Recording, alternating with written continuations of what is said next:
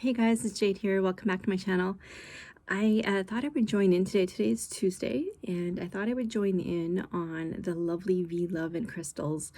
I'm not sure what you call it, I guess, but I guess it's an activity where every Tuesday there is an event called Tarot and Tea Tuesday. And I just realized that I don't actually have any tea. Oh well, that's okay. I'm gonna plow ahead. So there is a playlist, and so there's a whole bunch of wonderful tarot tubers who are partaking in every Tuesday. You pick a prompt or come up with your own prompt that that V has come up with, either on her I think you can get the prompts on her Facebook page, or like I said, you can come up with your own prompt. And I thought I would combine that one with a tag that I saw last week, or a few days ago actually, by Sunset Bough, which is hashtag tarot through the ages, where you go through your tarot stash and come up and find tarot decks that would have appealed to you at different ages and stages of your life. So that's what my topic is going to be. And thank you to the lovely Julie at Peekaboo Rose, because I just watched hers, and then actually she reminded me about this tag that I wanted to do, as well as the Tarot and Tea Tuesday. So let's get started. All right, so when I was a very young child, we lived in Italy, and there wasn't a whole lot of TV. We certainly didn't get at that time North American TV, especially cartoons. So most cartoons that we got actually came from Japan. Whole lot. I remember my favorite one when I was young, maybe 7 or 8. Excuse me, was one, I think it was called Candy, and I just loved it. I don't even remember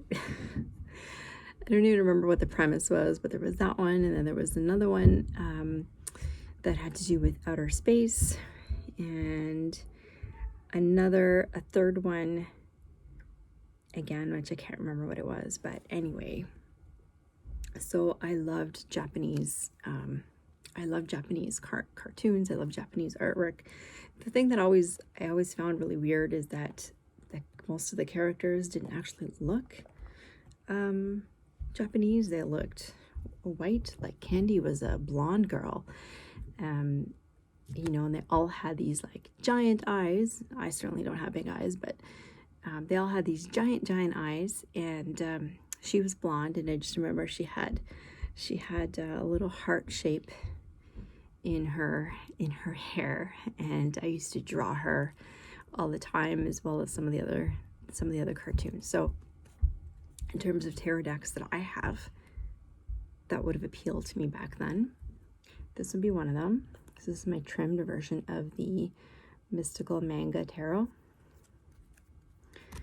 They're not in order. There we go.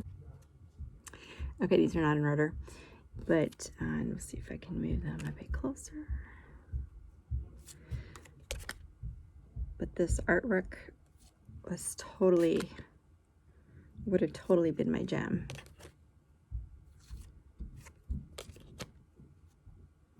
This is how I remember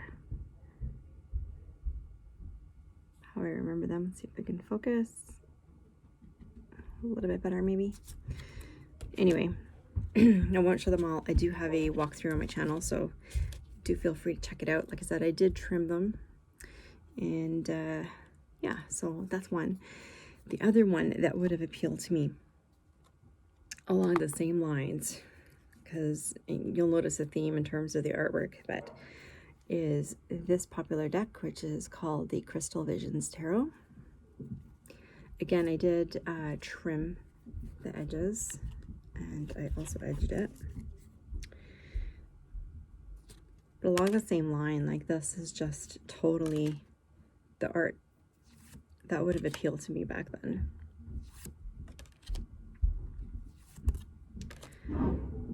I was totally on the fantasy circuit. Okay. I won't show them all because, again, I have a few. So this one is slightly different artwork, but again, because of the fantasy genre, this totally would have been also my jam.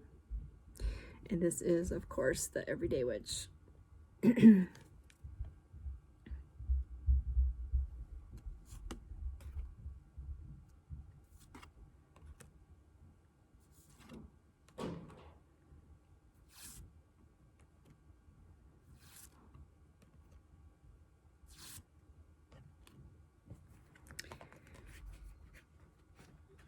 Just because, like, the artwork is beautiful and it's, you know, it's totally empowering, self-care, hard work, kick-ass women, which I totally would have been into. Okay, and one last one for this category. This is a bit different. This is the Nicoletta Ciccoli Tarot.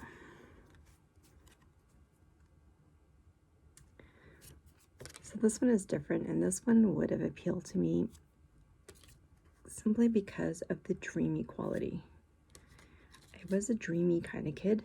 My head was always in books, was always in the world of my own making, my own imagination.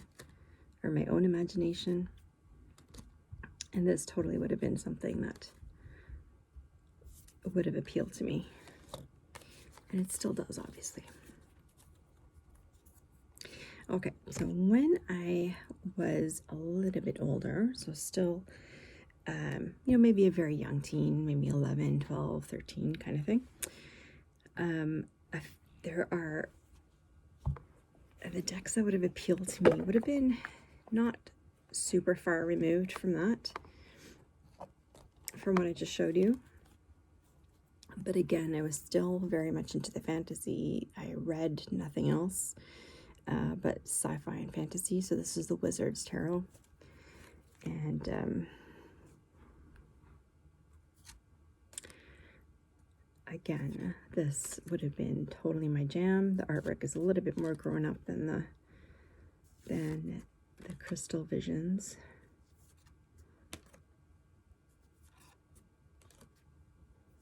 But again, empowering, thought-provoking, and also lovely. I was still into, actually didn't know that it was called manga. I just called it all cartoons. I don't know that in Italy they actually even have that word, but this one also would have been totally my jam, which is the Dame Darcy.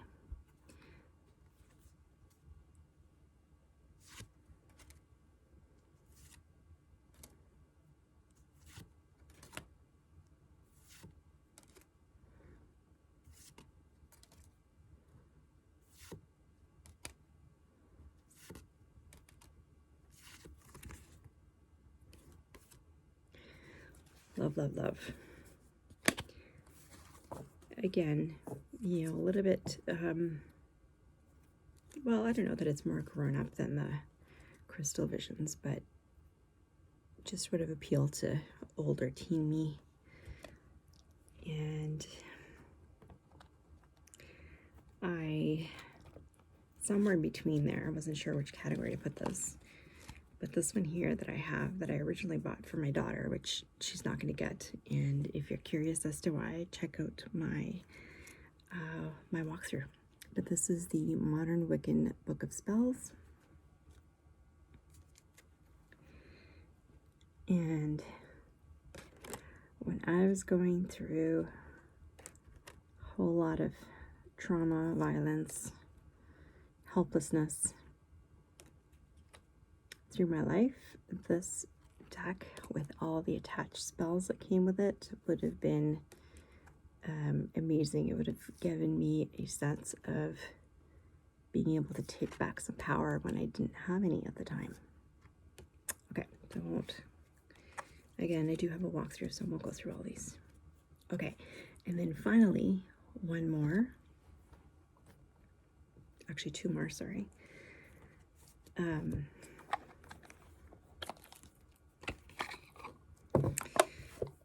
Would have been this deck, which is the Teru Tarot by Wandering Oracle. Here are the backs. And again, along with the fantasy genre. Oh, it's upside down, sorry. Here, let me just find.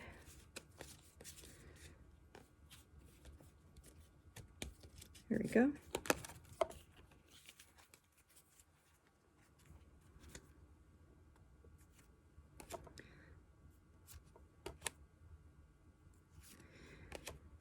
I was into fantasy. I was also very much, when I was an older teen and young adult, very much into ancient history. And in particular, folklore and myths and legends, gods, goddesses, all that kind of stuff. I devoured as much as I could, and so this would have appealed to that aspect of me. Okay, and then finally, just because it was the 80s, I would have had this one, the Cosmic Tarot. Totally 80s artwork. This is the Spanish version.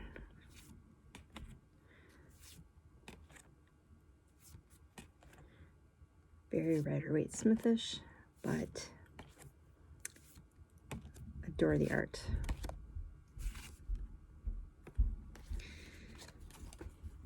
I have no idea why some of them are upside down. Okay. Moving along. So once I got into my late teens, early university days, again, I was still into the same things. I was still into the sci-fi, fantasy genre. I was into art. I was into empowering things because there's still sections of my life that I had a little power over. And I was still into studying everything I can get my hands on. So I was into studying all world religions, cultures, and especially anything to do with magic. So this deck would have totally appealed to me. Is that upside down? I have no idea. It is upside down. Yeah. And so this one would have appealed to me for sure. This is the New Orleans Tarot deck. I bought this maybe 5 or 6 months ago now, and I haven't worked with it yet because I want to have time to devote to it, and I'm just not at that spot just yet. But this is a very powerful deck, and again, would have totally been up my alley at the time.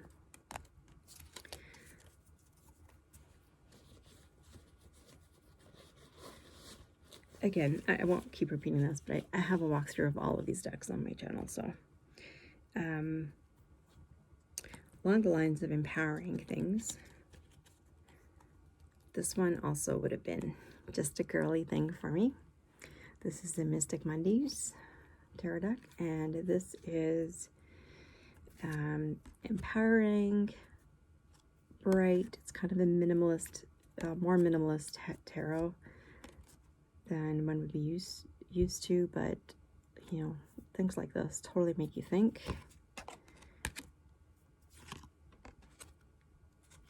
And would totally be up my alley at the time.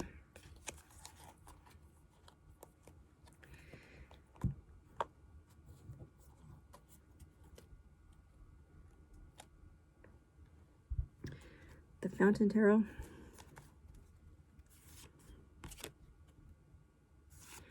I'm starting to get into different styles of artwork, some more abstract things. Starting to visit some art museums, and this would have been right in there. At the same time, I was at the same time, you'll see what deck this is. I was sort of really starting to find myself, find my footing, working hard, and the Light Sears Tarot would have been right up my alley for a whole bunch of reasons. So the empowering side, the artwork, the bohemian side, there's a bit of rebelliousness in here, and sort of screw the world, I'm gonna do my own thing. Here, let me help you. Anyway, so that would have been a big one. And last but not least, I found a bit of, you know, my family was like very traditional, and this deck here, which is the Housewives Tarot, is kind of a screw you to all of that. And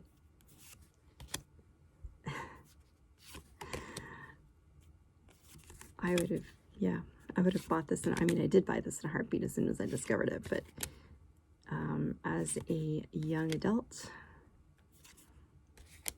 this and the Light Sears totally would have been my jam. Last but not least, still not over the cartoonish stuff, and so my Dark Mansion Tarot would have been, oh my god, isn't that hilarious? The first card, well, they're all mixed up now, but the first card that I turned over in here was the Hierophant, and the Hierophant is showing up again. Are you stalking me?